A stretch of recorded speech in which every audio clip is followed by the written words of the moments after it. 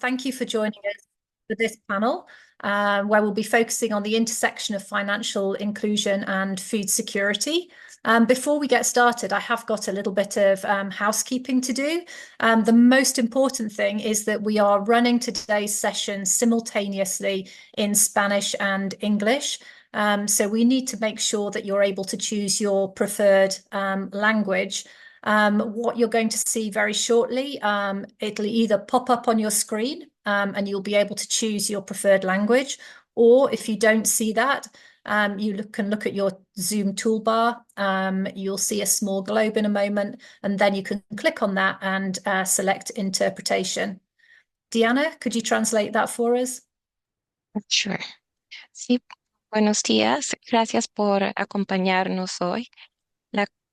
La presentación de hoy se enfocará en inclusión financiera, impulsando la seguridad alimentaria, pero antes de todo queremos compartir un poco de las logísticas de hoy. Vamos a tener hoy interpretación simultánea en inglés al español, y en unos momentos ustedes van a poder elegir el idioma que de preferencia. Por el momento no lo pueden ver, pero en la barra de herramientas, en la parte baja de la pantalla, quizás en los controles de la reunión o del seminario web, van a poder hacer clic en el globo terráqueo que va a aparecer una vez que se active la función. Y ahí puede elegir el idioma que quiere escuchar. So my second piece of housekeeping is just to let you know that we will have time for a Q&A, hopefully, at the end of the session. We'll also be using the chat function for that purpose. So please, if you've got questions throughout the panel, please do drop them into the chat. Larissa from our partners, IDEO.org, will be helping us manage that. So with the housekeeping out of the way, let's get going. My name is Rachel Barber. I am Director of International Community Programmes at Citi, covering UK, Europe, Middle East and Africa, and I have the pleasure of moderating the panel today. So again, welcome everybody. Of course, I know everybody knows it's Financial Inclusion Week this week, but what you may not know is that it's also World Food Day. And I think that's a really timely reminder for all of us to take a moment to think about the need to address global hunger and food insecurity. There are currently 770 million people around the world who are facing some form of malnutrition right now. The theme of this year's World Food Day is the right to food for a better future, and it really emphasizes the importance of the fundamental human right of access to food, and the importance for all of us to think about solutions that address equitable food access and distribution. Our panelists today are all absolute experts in that field. And what they're also doing is leveraging pioneering approaches to financial inclusion to achieve their aims and objectives. What they also have in common, I'm pleased to say, is that they're all part of a cohort of 50 organisations that last year received funding from the Citi Foundation's Global Innovation Challenge focused on food security. And that funding is enabling all of them to pilot and scale solutions to food insecurity around the world. They're all 1 year into their programs, so they've all got a lot of tools, techniques, learnings, best practices to share with you all today. And I'm super grateful for them joining our panel. So without further ado, let me introduce them. I'm going to introduce them one by one, and I'm going to ask each of them just very quickly to give you a taste of the programs that they are working on. So Charity, I'm going to come to you first. We have Charity Ngulube, Programme Policy Officer for Financial and Insurance Services at World Food Programme Zambia. Over to you, Charity. Thank you, Rachel. And hi, everyone. My name is Charity Ngulube from World Food Programme Zambia. I'm Program Policy Officer in charge of Financial Services and Insurance. The program that we are working on as World Food Programme Zambia is enhancing financial inclusion through climate resilience and financial inclusion. This program enables us to basically integrate financial services to improve food security for the smallholder farmers. What we do basically is utilizing the savings for change, which enables the smallholder farmers to go in groups and save and also be able to basically access that finance within themselves at community level to be able to improve their resilience and access inputs and others. Just a point to note with our program is that we do food security and resilience. We know that over 70% of the women in rural areas are the ones that provide the labor force in agriculture, and which means that they are very important in food security for the nations. And we know that basically these same women lack access to financial resources because even the collateral that is required by formal financial institutions is a challenge to them because of the social and cultural norms as well as the practice that happens there. So with our program, we're able to basically enhance the access to finance for these women by integrating them into the savings for change model, which enhances their access to finances for them to be able to access resources they need to boost their agricultural production. Not just that, it's able to basically enhance and give them empowerment in terms of options, not just for maize, they're also basically able to diversify their livelihoods and also invest in other resources, other nutritive value chains, such as peas, such as soybeans and others, which basically gives them more option. We do note that with this, we're able to basically enhance food security once we target and also enhance access to finance for the smallholder farmers, especially the rural women who form the majority of the labor force in the agriculture sector. Thank you. Brilliant. Thank you. That was a great introduction for all of us, I think, Charity. Next, I'm going to introduce Maria Nicole Concha-Baroy, who is the project champion for Balik Panguma initiative. Nicole works for NWTF Project Duganan and is based in the Philippines. Welcome, Nicole. Hi, Rachel. Thank you for that introduction. Maria Nicole Concha-Baroy. Rachel mentioned it already, and I'm the Client Services Department Manager of NWTF Project Dunganon and the Project Manager for City Foundation Global Innovation Awarded Project, which is called Balik Panguma Initiative. The Balik Panguma Initiative, which actually means going back to farming, is a Philippine-based agricultural support program that is geared towards meeting the following goals.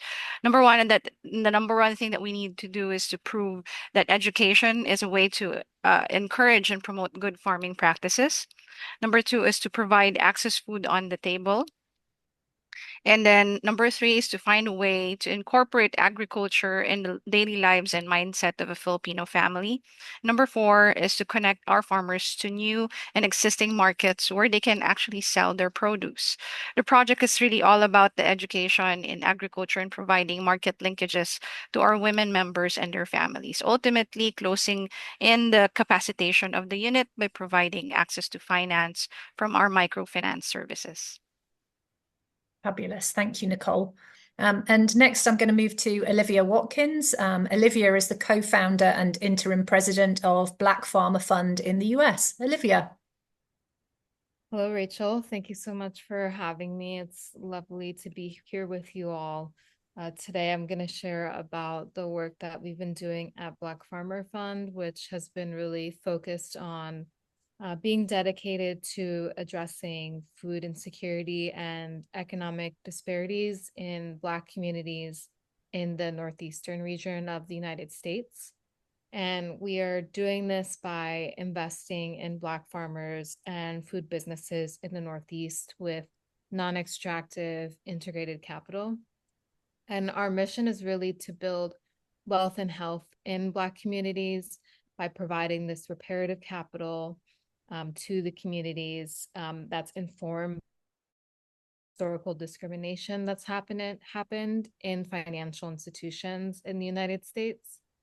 And the way that we're innovating is through using a community-led decision-making process to make decisions on how money is being distributed into Black agricultural communities. So currently we have an investment committee that's made up of 10 Black food actors and organizers who are currently in the process of deciding upon a $20 million fund. Great. Thank you so much, Olivia.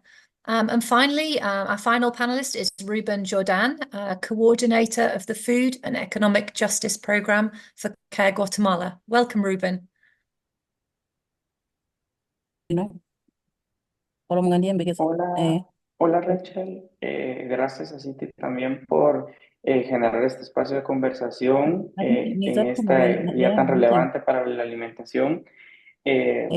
Pues como ya mencionaba Rachel, soy coordinador del programa Justicia Alimentaria y Económica, uno de los 3 programas estratégicos de la Oficina de País en CARE, Guatemala, en donde actualmente implementamos el programa Ella Alimenta el Mundo, que es financiado mediante el desafío global que Citi lanzó hace un año.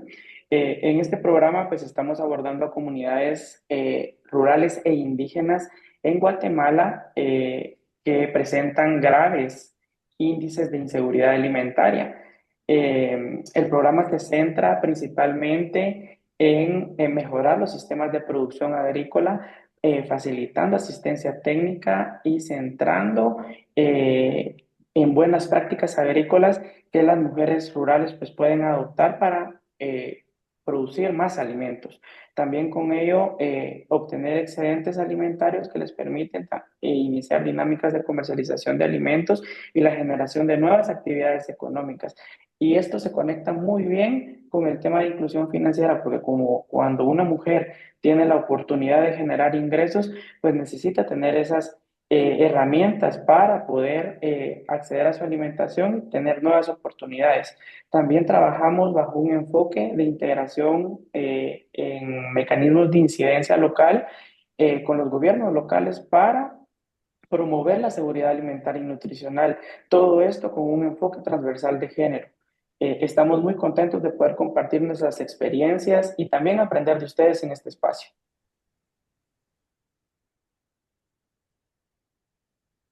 Great, thank you so much. Thank you, everyone.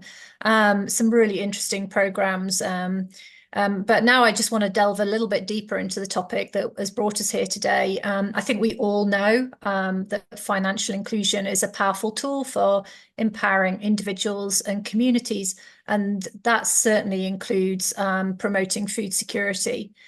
Providing access to financial services, as we've already heard a little bit, can help people invest in their livelihoods, very often in agriculture or food production, and thereby improve their nutrition and build resilience to economic shocks. What I want to do now is invite our panelists to set a little bit more context for their programs and help us all understand a bit more about the work that they are doing. So I'm going to come to you first, Charity, if I may. World Food Programme is known very well for its incredible work in responding to disasters, but here you're focused on building longer-term resilience and food security.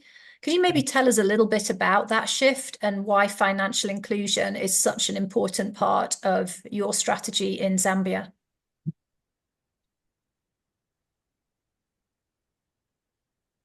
Thank you very much, Rachel. Indeed, financial inclusion is a very important strategy in Zambia. What I just want to say is, indeed, World Food Programme for many years has been known for responding to crisis. But right now, in the past few years, we have moved to basically building the resilience of the smallholder farmers. For Zambia, we do note that what is really a challenge in terms of food security arises from climate change, as well as just systemic poverty that is there. So financial inclusion then becomes important for us to be able to look at how these smallholder farmers are able to become resilient by dealing with those reasons that cause their vulnerabilities. So what we do note now in financial inclusion is whereby we enhance their access to finance for them to also be able to invest in productive assets, improved seeds, fertilizers, and other things, but then also be able to basically diversify their livelihood so that even when a crisis comes, they're able to basically withstand that shock. One thing that is important for us, even for the strategic shift from just responding to building the resilience, is to help farmers not just to survive the crisis. Obviously, would come in to help with the crisis, but then how do we help them to be resilient, to survive beyond the crisis, to even maybe reduce the effect of climate change and others, so that the world is a better place. We know through response that response is more costly compared to early action. So by building the resilience, we do reduce the chance or the extent of the climate effects that happen. What we do basically in our intervention is we look at 4 risk management strategies. We look at risk reduction, where we look at how we can teach the smallholder farmers to reduce the risk. This is whereby they invest in agricultural practices that reduce the risk of climate change. We move then from there to basically see how they can basically withstand shocks through savings. This is where the savings for change model that I talked about comes in, where they're able to basically save, withstand the shocks when they come. So by saving, they're able to basically fall back on those savings when the crisis comes at community level. We also look at how we can basically do risk transfer, where we support with microinsurance. We know that just by reduction alone, it doesn't mean that we've done away with the crisis or the climate change that comes. So we also support with microinsurance to basically form a bedrock, or rather a kind of support on the other side to enhance the financial inclusion. What we do also as the fourth strategy in terms of risk reduction is basically prudent risk taking. This is where now we basically link these smallholder farmers to finance, starting from the savings for change model, which basically encourages them to save and also access loans at community level, which helps them to basically invest in productive assets, inputs, and others, and also diversify even the nutrition aspect, where they're able to basically also invest in nutritive value chains. We also note that by accessing finance from external finance, they're able to basically grow their investments beyond what they could do from their savings. So this becomes a very important aspect, which we note that it's able to basically enhance financial inclusion, and lastly, able to enhance food security. We do note that the majority of the women, over 70% in Zambia, are involved in farming. And we note that these are the women that are already having challenges with access to finance. So from our own model, when we basically include these women in access to finance and other technologies, we're basically able to help them to build the resilience and food security, because obviously they are the majority that form the bedrock of the food security in the country. We use also products like Mano, which is an innovation that I'll talk about later, that we've basically used to deal with the challenges that are inherent with access to finance. For the people that are in rural areas, we know that the form of financing is not there in rural areas because of operational challenges, where it's costly to serve the rural communities. But we've innovated by going digital, where we're able to basically digitize these smallholder farmers, despite them being in rural areas, which has basically enhanced and reduced the cost of saving them. And with that, we've been able to basically include them financially, which has boosted food security. Thank you. Brilliant. Thank you, Charity. So interesting to hear so many different aspects actually of financial inclusion and the variety of products and services that you're offering. Olivia, let me come to you next, because you're working, as you said, with a very clearly defined community. And you talked about Black farmers being significantly underrepresented, I think, including, I understand, in farm ownership in the US. Can you maybe share the impact that has in terms of food security, and why the financial investment that you talked about is such a critical feature of Black Farmer Fund's approach? Yeah, definitely. So a lot of the, I guess, undoing of, success for Black farmers has happened mainly over the last century. And, when you look at some of the data, I will just focus on the Northeast in particular. The data has showed us that, out of the 24,000 farmers that are across the Northeastern states, only 104 of them are Black. And additionally, within these 104 Black farms, they're making an average net income of $4,000 and compared to the 21,000 US dollars net income to their white counterparts. So we're seeing not only the ability to access, and enter into farm entrepreneurship for Black folks, but then we're also seeing when Black folks are in farms, they're not getting either equivalent financial support or not starting at similar financial levels as other folks are in the food system. So these disparities are really significant. And as a result of what is happening on the producer level, the lack of this representation in agriculture has really resulted in Black communities in general having little control of their food supply, which directly impacts health outcomes. So in the US, we talk a lot about places with food deserts or food apartheid, where there are communities where There are no grocery stores, no relationships to distributors who are distributing fresh produce, deprioritization and deinvestment of, grocery stores and supermarkets in areas that are predominantly Black. So there's a really urgent need in order to dismantle these barriers that have resulted in some of these inequitable food systems. And for us, we knew that we needed to be a part of moving capital into these communities. And we needed to put people who have experience with trying to serve these communities or being from these communities into positions of power in order to do that. So it wasn't just enough for, a organization filled with administrative staff who are really passionate about the work and want to be able to move money into these communities. We really had to put and create a table of Black farmers, organizers, and food business owners, train them on how to make investment decisions, train them on making business decisions, so that way they can then decide where the funding goes. And I'll talk a little bit more later about what types of tools specifically we use, but ultimately investing in these businesses not only increases food security, but it also increases community connectedness and cohesion, which is incredibly important for shifting powers and ensuring that community members have a stake in where their food is coming from and where it's going. Thanks so much, Olivia. I mean, I think that idea of community-led decision making is so important, and I think you've helped us really understand why that's vital, and the impact that's made. So, thank you so much. Nicole, I'm going to come to you next and maybe switch tracks a little bit, and think about the individual at the community level. I know you've got some really powerful success stories, so I wonder if you could perhaps bring to life for us your approach to financial inclusion, and the impact it's having for communities and some of your members. Thank you, Rachel. So, just to share, for the past year, we have learned so much from the initiative that we now have, and the trajectory of the implementation itself is starting to change. I don't know if it's the same with other organizations or in other countries, but in our country, really, it shows that behavioral and perspective changes is crucial to the progress of our communities. um, Financial inclusion really gave them the access to these factors.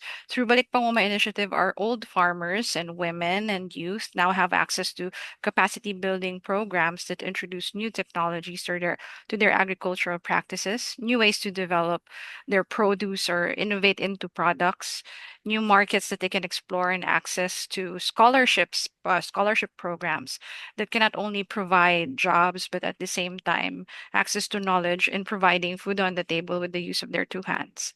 The project itself was really derived. If you're asking for a story, this was derived from a time during the pandemic, when I was actually holding money on one hand, and I couldn't even buy decent food for my family, due to the lockdowns that we have.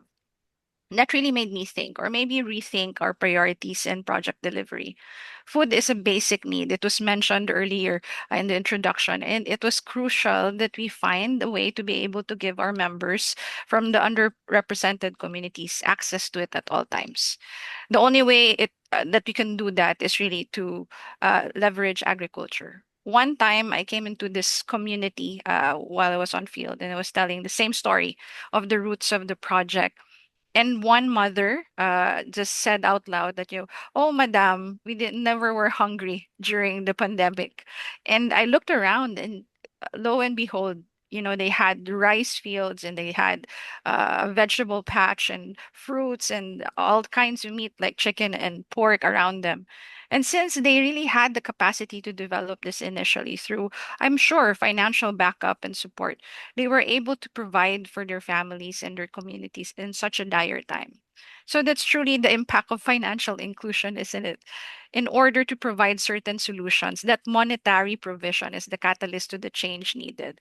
Access to finance is really part of the cycle. I cannot even say more. Think about it. What more if that community initially were provided with more access to both capacity building and financial support? There is really that would that could have been the point where they could have come to terms with food security. They could have not just provided for that village, but for the municipality itself. For our project cycle, it is really like the formula that we've seen so far. It's working, but it's really financial inclusion begets education, begets behavioral perspective change, and begets implementation of possible solutions in the ground level. Brilliant. Thank you. Thank you so much for bringing it to life. I think stories are really important, and kind of hearing a real life example of what women farmers are going through in the Philippines is super helpful, and the impact that you're having with them. Ruben, I'm going to come to you next. I think similarly to Nicole's program, Care Guatemala applies a really important gender lens to its work. And I think I've learned from you over the last couple of weeks that women in Guatemala face some very specific challenges. Certainly something I didn't know about before. Can you maybe tell us a little bit more about how Care is empowering women, and particularly through financial inclusion and kind of creating that link to food security? Claro, Rechi. Es importante resaltar, digamos, que en el contexto en donde trabajamos se enfrentan brechas y desigualdades de género muy marcadas. Hay limitada participación de las mujeres en espacios de toma de decisión, y esto pues las limita y las pone en una situación de vulnerabilidad porque tienen escaso acceso a recursos productivos. Las mujeres no tienen oportunidades, y muestra de ello es que en Guatemala un 8% únicamente de las mujeres poseen la titularidad de la tierra en donde producen. También en temas de acceso a servicios financieros formales, pues las mujeres no tienen esta oportunidad porque las entidades financieras formales bancarias, eh, lo primero que piden es un prerequisito bancario para poder acceder a alguna subvención que les permita escalar sus sistemas productivos alimentarios. Entonces, las mujeres, al no poder cumplir estos requisitos con las entidades bancarias, eh, no tienen las garantías y no pueden acceder a fondos. También hay que resaltar que existen patrones machistas, patriarcales, que limitan el empoderamiento personal y económico de las mujeres, y esto está muy vinculado con la inseguridad alimentaria que ellas afrontan. Entonces, como CARE, incorporamos un enfoque transversal de género en donde empoderamos a las mujeres en los contextos rurales para que ellas tengan voz, participación y liderazgo, y esto les permitan tener acceso a recursos productivos. Mediante el programa Ella Alimenta el Mundo, estamos incluyendo enfoques estratégicos para promover la autonomía personal y económica de las mujeres. Construimos agencia, promovemos el liderazgo, capacitamos para que tengan voz en espacios de toma de decisión y acceso a recursos productivos. Estamos incorporando sistemas agrícolas y pecuarios en las prácticas tradicionales de las mujeres, que son resilientes frente al cambio climático. Entonces también, como ya mencionaron mis antecesores, hay una estrecha relación entre el cambio climático y la inseguridad alimentaria, y nosotros, mediante las prácticas agrícolas que estamos transfiriendo, estamos rompiendo esos desafíos que las mujeres se enfrentan. También es importante mencionar que abordamos, como ya mencionaba María en su ponencia, el cambio de comportamiento. Esto es importantísimo porque estamos desarraigando esos patrones tradicionales que inciden en las malas prácticas alimentarias, e incorporamos en sus procesos de producción agrícola el hábito de incorporar alimentos de alto valor nutricional. Como mencionábamos, tenemos que trabajar bajo un enfoque de reconocimiento de derechos humanos de las mujeres para que el derecho a la alimentación sea tangible en las comunidades.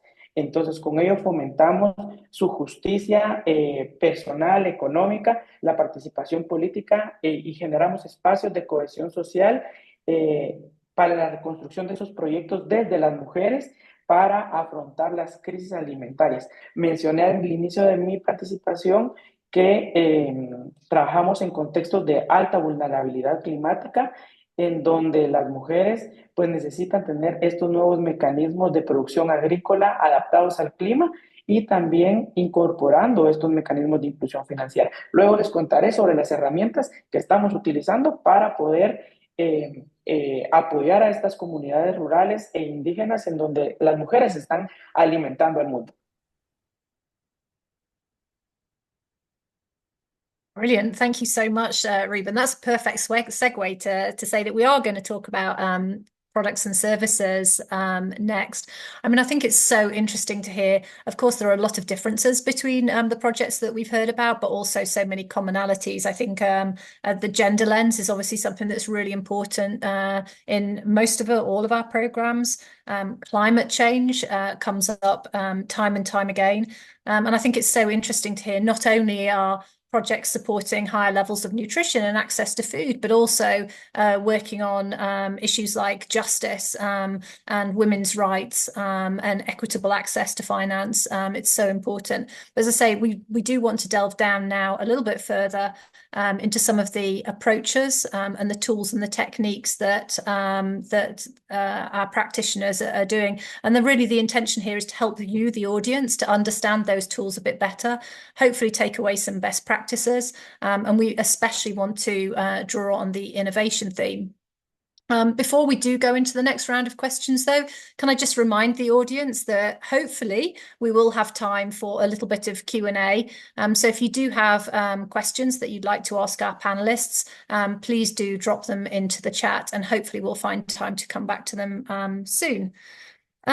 Charity, I'm going to come back to you again, if I may. And you mentioned the Mano platform when you spoke before. I think that's such an interesting use of technology. Could you maybe elaborate on that a little bit, how it works and the intended impact for the smallholder farmers you're working with? Thank you, Rachel. Indeed, I'm happy to talk about the Mano Virtual Farmers Market, which is the platform that we have developed to solve most of the problems that we've seen with the smallholder farmers. So the Virtual Farmers Market is an app-based platform. It's a digital platform which connects smallholder farmers with their markets. So this was created to provide a market for the smallholder farmers so they're able to basically sell their surplus produce. Not only that, the Virtual Farmers Market, the digital platform, also has financial inclusion where we onboarded financial service providers, insurance companies, we have aggregators, we have transporters and others. So basically, it's a multifaceted application which helps the smallholder farmers across the value chain in all the services that they need. What we've noted, as I said earlier, is basically the challenge that the rural farmers have in accessing credit. One of them is basically the operational challenges that the financial service providers face in terms of operational costs that make these loans expensive, if at all they access them from the rural areas. But what we know is that most of these financial service providers are based in the urban areas. So what we did to bridge that gap is basically to come up with that digital platform which the FSPs are able to basically use to access the smallholder farmers in the rural areas. So this platform basically links the smallholder farmers and the FSPs, not only the FSPs, also the insurance companies. Or, as I already said, that agriculture is a risky business and risky undertaking. So we also include microinsurance in our undertaking. So basically, this platform has insurance companies, has financial service providers, also has a market approach where the smallholder farmers are able to basically float their produce and be able to sell. We know the importance of market because if they're accessing finance, they're basically repaying with interest. So this market helps them to basically sell their produce to be able to repay the loans, which increases their income base. What we noted also, because it's a digital platform, it has reduce the cost of borrowing. It has basically linked the financial service providers and the smallholder farmers out there, basically enhancing the financial inclusion that we seek to do. Not only that, I just want to mention that it's not only those aspects that are there. The platform also has an access to learning module where we basically provide financial literacy to the smallholder farmers. We note the very important aspect that financial literacy plays with the smallholder farmers. So we provide this financial literacy through the platform to help them to know that they need to save, that they need to borrow for productive purposes, among others. So this is also an aspect that we basically embedded. So this platform is basically multifaceted, enhancing access to finance for the smallholder farmer, insurance, the market that they need, and also just the financial literacy they need for them to be able to use and borrow wisely. we've noted that this has basically helped the women, especially because from this access to finance, they've been able to even pay for mechanization services. We know the women have a lot to do at home, not just for farming, but also even at the household. So with this access to finance, we've basically also helped them to be able to access finance to pay for mechanization services, which ensures that they're also food secure. Not only that, they're also able to invest in alternative livelihoods. Many of the women actually that we've linked were able to buy livestock. Livestock is also something that is basically, they can fall back on in times of crisis. We are just coming, I'm sure if maybe people haven't heard, we are just coming from a severe drought in Zambia where we saw devastating effects on agriculture productivity in almost for 80 production. But we saw that from the access to finance and the financial inclusion that we provided, the women that were able to save were basically able to fall back on those savings. And also those that had access to finance were able to practice improved production technologies that were able to basically ensure that they managed to get something compared to those that were not linked. So this is an innovative platform that we've seen that has worked for us. And it is a collaboration between WFP Zambia as well as the private sector in form of digital PayGo. So basically this collaboration is something that has seen us work together with the private sector to enhance financial inclusion for sustainability.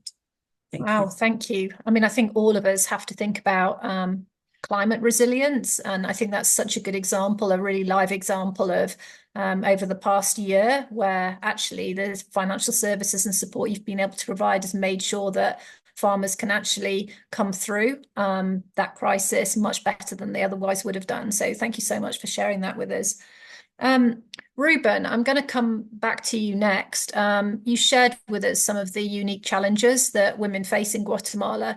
Can you perhaps now share with us in a little bit more detail how the savings and loans programs operate in practice and what success you're seeing?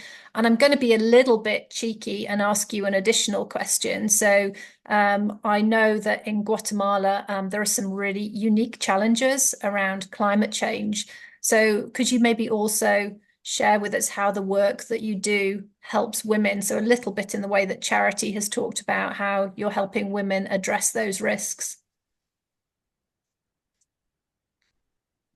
Claro, gracias Rachel. En efecto, en Guatemala, a través del programa de Alimenta al Mundo, incorporamos la metodología de grupos de ahorro y crédito liderados por la comunidad, espacios colectivos liderados por mujeres, en donde las mujeres tienen la oportunidad de ahorrar y hacer préstamos a lo interno de sus comunidades.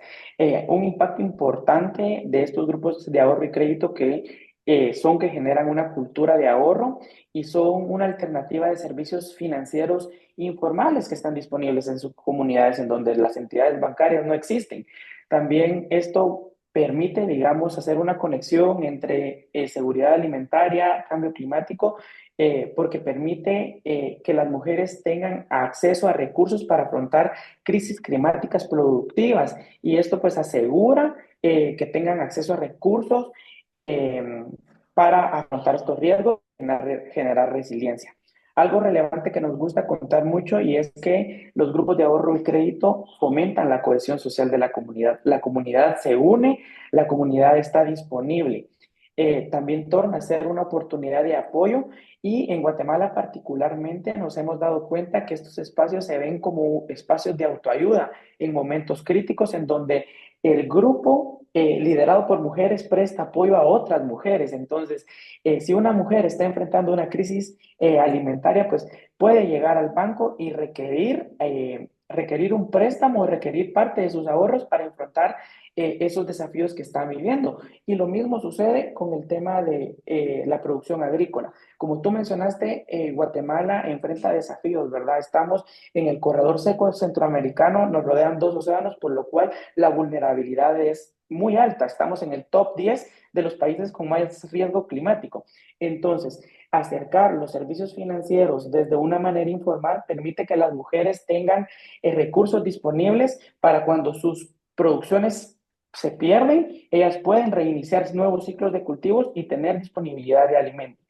El principal éxito de nuestra metodología se centra en que el acceso a recursos está disponible en la comunidad y esto permite la toma de decisiones desde las mujeres para alimentarse y comprar alimentos. También otro aporte importante y relevante es que las mujeres pueden sufragar gastos más allá de la alimentación, de salud, de educación y en torno a sus sistemas productivos. Ya mi colega que me antecedió mencionó que tienen la capacidad las mujeres de adquirir otros productos que no están disponibles en la comunidad y también aumentar su capital económico en recursos para continuar con sus sistemas productivos. Entonces, creemos que si las mujeres pueden tener acceso a recursos financieros, podemos impactar directamente la seguridad alimentaria y sus familias y generar bienestar colectivo.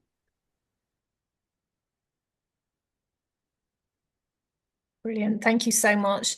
Finally, Olivia, I'm going to come to you. You talked a little bit earlier about the community-led decision-making process. Can you maybe now talk a little bit more about the specific financial tools and services that you're implementing, and how are they meeting the unique needs of your population and the circumstances that they face? Yeah, definitely. So we have two main funds. We have what we call BFF 2.0, which is our $20 million integrated fund. And this fund does what's called integrated capital through a non-extractive lens. Integrated capital means that you're using several different types of capital in order to be able to pair it together to then deploy it into a business. So our capital of choice are grants and loans. So we raise donations or grants from institutions.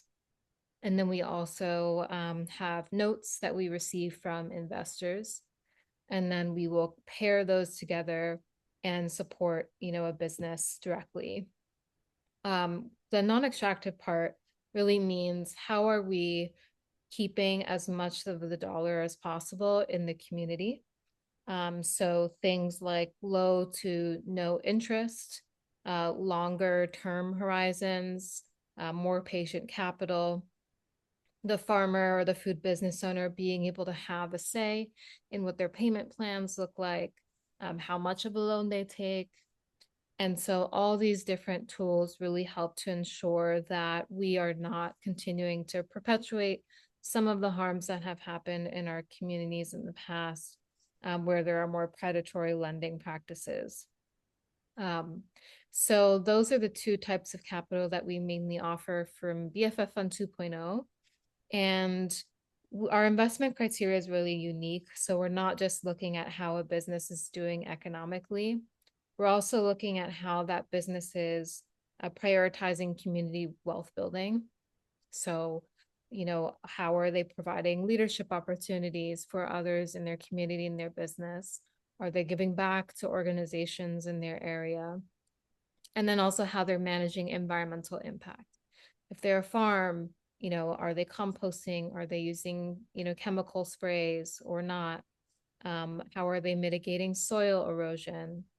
And if they're a food business, what's their waste cycle? Are they using compostable, recyclable packaging? Are they supplying goods locally within a 200-mile radius? Are they selling goods within a 200-mile radius? And so we really factor all of those things into when we look at a business first, before we then get to, okay, what are your financials? And even if a business is not in a position to be able to take a loan immediately from our organization, we would consider offering them a grant, or we would provide them with pre-technical assistance. So we have people internally in the organization and also externally that we work with to be able to help the farmers and food businesses get investment ready. And this really depends on the business. Some people might need help setting up bookkeeping. Others might need help finding access to markets. And others might need help developing out their business strategy more. So really just working towards a yes, rather than, working towards a no and eliminating people out of the process because they don't have everything perfect, to start with. So our second fund, which is a smaller fund, rapid response fund, and this fund has taken a bunch of iterations over the course of the years, depending upon what is needed rapidly. So when we first started it, COVID was really affecting a lot of businesses and their ability to thrive. And it gave us an opportunity to be able to more quickly get out up to $1,000 to several farmers to be able to support them as, their markets were closing, to be able to help pay bills. Now what we're seeing a lot in the Northeast is that people are dealing with significant climate emergencies. So last year there was a ton of flooding in Vermont, for instance, and a lot of farmers got flooded out. A lot of the farmers that we work with don't qualify for crop insurance. So a lot of people were using this fund for crop insurance, essentially to replace seedlings that were lost. I believe 2 years ago, there was a late frost, and we had a lot of farmers have their seedlings wiped out from the late frost. And so to be able to have a small fund that people can quickly access in order to replace, seedlings or to help clear flooding from, fields is something that feels good to be able to do in the short term as we're working on this more long-term goal of helping businesses build, long-term wealth. As climate, continues to become an issue in our region, we are continuing to think about how we can innovate, whether or not it's offering higher dollar amounts or more loans more grants to more people through the Rapid Response Fund. But also we're doing a lot of training and education. So we do what's called skill shares, where we bring people into the community or people who are from the community who have knowledge on how to create a more resilient infrastructure, or how to, manage effects of frost or how to protect seedlings from frost, to be able to do some of this educating in the meantime in order to develop more preventative measures. So those are our two, funding pieces that we currently have, and they're supported by these skill shares, the technical assistance, and a lot of the community building that we do. And our goal is really just not to be an intermediary and just an organization that is just doing transactions. We really want to be developing deep relationships with the communities that we're working with and be adaptive to what they need depending upon what they're facing. Brilliant. Thanks, Olivia. I mean, it's such a holistic approach to providing the right degree of support at the right time. That's fantastic. Thank you for sharing that. I am now going to open this up to see if we have any questions from our audience. Larissa, do we have any questions? No questions, Rachel. You can carry on. No questions. I am going to ask a question then. We've talked quite a lot about financial inclusion. Can any of you maybe share what has the impact, some really direct impact from a food security perspective? Have you got any examples that you would like to share? Anybody like to take that one?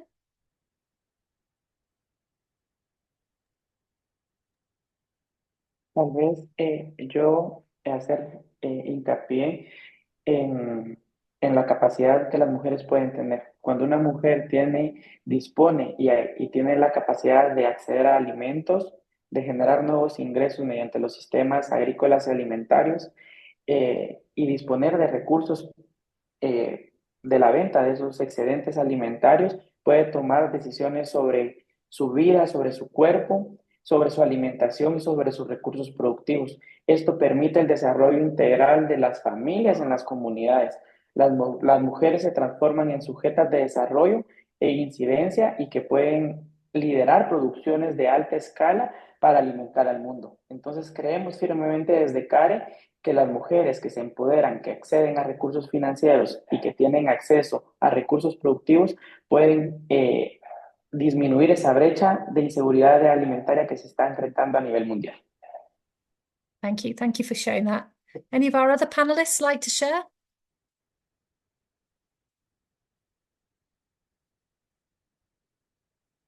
No? Do you know what I am going to do then? I am going to ask you one final question or give you an opportunity ahead of today's panel. Actually, it was Larissa had the great idea that very often when you join a panel, you're asked a set of questions and you very graciously share the answers.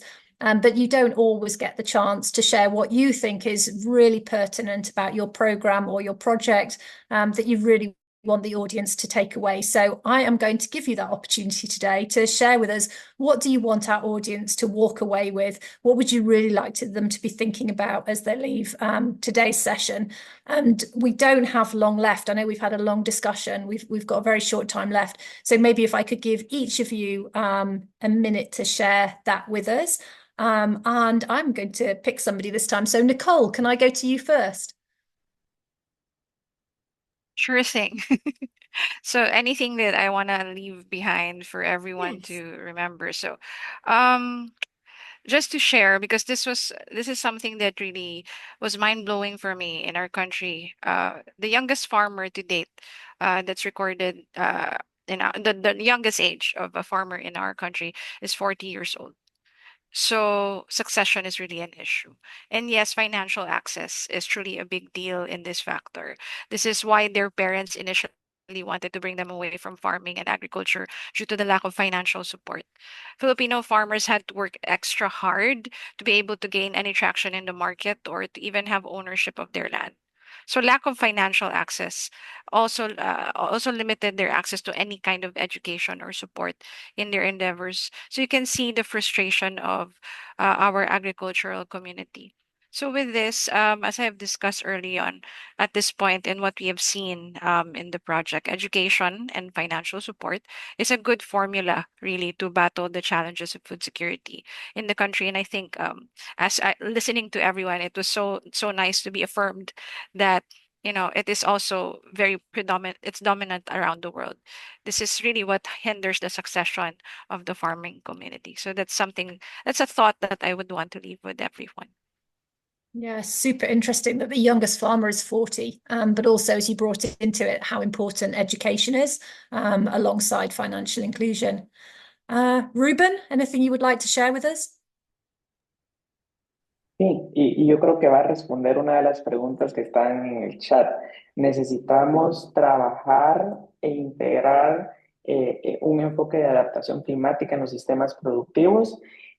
También esto nos va a dar la pauta para que las mujeres tengan excedentes y puedan comercializar esos productos y generar ingresos. Con esto necesitamos aportar a que las mujeres sigan organizándose para tener inclusión financiera en sus comunidades, y esto va a ser un mecanismo de respuesta para afrontar los shocks climáticos que ya preguntaban, ¿verdad? Los grupos de ahorro y crédito sirven para que las mujeres dispongan de recursos en esos momentos emergentes en donde una crisis no prevista se presenta y puedan decidir qué hacer y cómo afrontarla para reducir sus riesgos alimentarios, sus riesgos productivos y también que puedan mantener un estado de bienestar a nivel familiar. Great, thank you, Ruben. Olivia? I would just say that this work is systemic, which means that it's going to take generations in order to really see the change that we're all working on.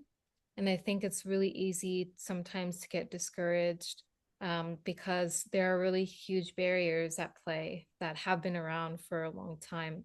And so I think the thing that I would want people to take away from this is that there are people who are on the ground, who are on this panel, who are doing the work consistently every day. And there are probably folks in this audience who are also consistently doing this work every day. And I think it's important for us to, yes, acknowledge the problems that are at play, but also just remember all the successes that we have each day, even if they are small and few and far in between.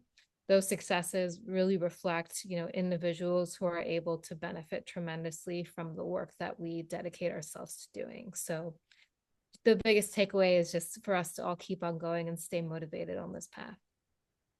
I love that, Olivia. Thank you so much. Charity?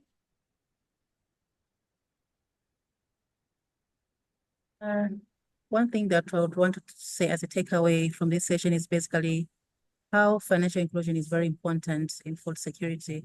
I've noted from programming how we basically helped the smaller farmers out there to enhance their food security and also just to be resilient, not just food security, but also resilient to even the climate shocks and others that take place. So we've seen that financial inclusion is something that is very important. Another thing I want to just point is how it is important, especially for the rural women who are the majority of the farmers, who basically mean that these are the people that are keeping food security on their shoulders for the entire nations. So from the modeling and others, we've seen that really it's important to improve financials and also just ensure that they're able to basically invest and also basically diversify their livelihoods and also be nutrition sensitive. Brilliant. Thank you so much. Well, our time really is nearly at a close. I think we could be asking our panel questions all afternoon because there's so much rich content here and so much fantastic work that's going on, as Olivia said. I mean, I think we all knew coming into this that financial inclusion and food security were going to be topics of conversation. I also think, I mean, I saw Nicole nodding vigorously whilst Olivia was talking, and I think there are so many commonalities here as well. And just a few things that I picked up. I mean, early on, people have talked quite a bit about data actually and shared quite a lot of data with us. And it struck me the importance of really understanding the client group that you're working with and therefore the importance of data. We heard about the number of Black farmers in the US. We heard about the percentage of that data feels really important. I think also education and capacity building. Nicole talked about the importance of education, and I think Olivia gave us a great example of all of the support that goes alongside the funds that are provided to Black farmers. And I know that's really important also for Reuben and for charities programs. And I think then we've heard specifically actually from Reuben and Charity, but also Olivia, about the impact of climate change and the impact that that has on food security. And yet there is such a vital role. And we've heard examples today where actually by careful provision of the appropriate and tailored financial services can really help communities to survive those climate change shocks and risks, which feels so incredibly important. But I don't think I could have said it any better than Olivia, to be honest, to finish this session off, which is to remember all of the successes that our panelists, but also, as Olivia said, other people on this call are making in the communities around the world. There is so much great work that we should celebrate. And I just want to remind you that it is World Food Day today. So please, as you leave this call, have a think about what you and your organisations can do. I'm sure you're already doing a lot already. Of course, I need to thank our amazing panelists for sharing their insights and their experiences. I really appreciate all of you. I know we took the time to meet you before the panel, and it was a joy for me to spend time with you and learn more about you and your organisations. And I really wish you all the success with the work that you're doing. And of course, thanks also to our audience for joining us. I hope it's been a useful session for you. Please do delve a little bit deeper into that intersection of financial inclusion of food security. And please, I know a lot of you are going to go back to Swapcard and listen to other sessions because I know there's a great lot of content out there. So thank you so much for joining us today, and I wish you a good rest of the day. Thank you so much, everyone. Thank you.